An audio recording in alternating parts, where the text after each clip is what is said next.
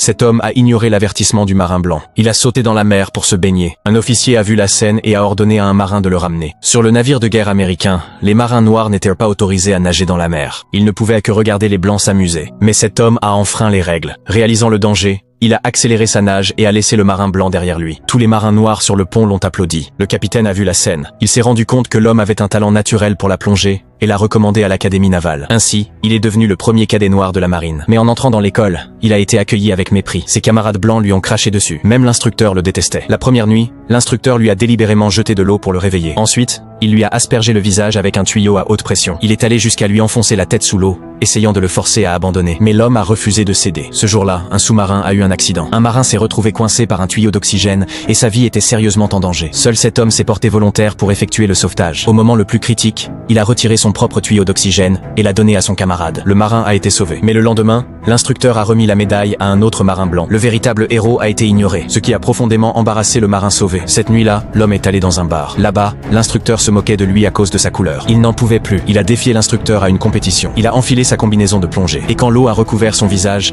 le défi a commencé. Un concours d'endurance sous l'eau. 5 minutes se sont écoulées. Et l'homme semblait toujours calme. L'instructeur, quant à lui, saignait du nez et était sur le point de s'évanouir. L'arbitre a rapidement ouvert le couvercle. L'homme avait gagné. Le directeur de l'académie était furieux. Il ne voulait pas permettre à un homme noir d'être diplômé. Cette même nuit, l'instructeur a cherché le cadet à nouveau, essayant de le persuader d'abandonner. Mais l'homme a refusé. En colère, l'instructeur a cassé la radio de l'homme et l'a menacé. Le lendemain, malgré tout, l'homme s'est présenté pour l'examen final de plongée. Le test a commencé. Pendant l'épreuve, l'instructeur a coupé le sac à outils de l'homme. Les outils se sont éparpillés au fond de la mer. Bientôt, tous les autres candidats ont terminé et sont remontés à la surface. Mais l'homme est resté en bas, cherchant les pièces, seul, jusqu'à tard dans la nuit. Tout le monde pensait qu'il avait abandonné. Ils ont tiré sur la corde de sécurité. Et ce qui est apparu était un support assemblé. Finalement, après 10 heures, l'homme a émergé. Il était déjà gelé, son corps violet de froid. L'instructeur a alors annoncé qu'il avait réussi l'examen. L'homme a été diplômé de l'académie navale. Et alors qu'il s'apprêtait à partir, il a vu sa radio. Maintenant réparée, il l'a éteinte calmement. Il savait que c'était les excuses silencieuses de l'instructeur.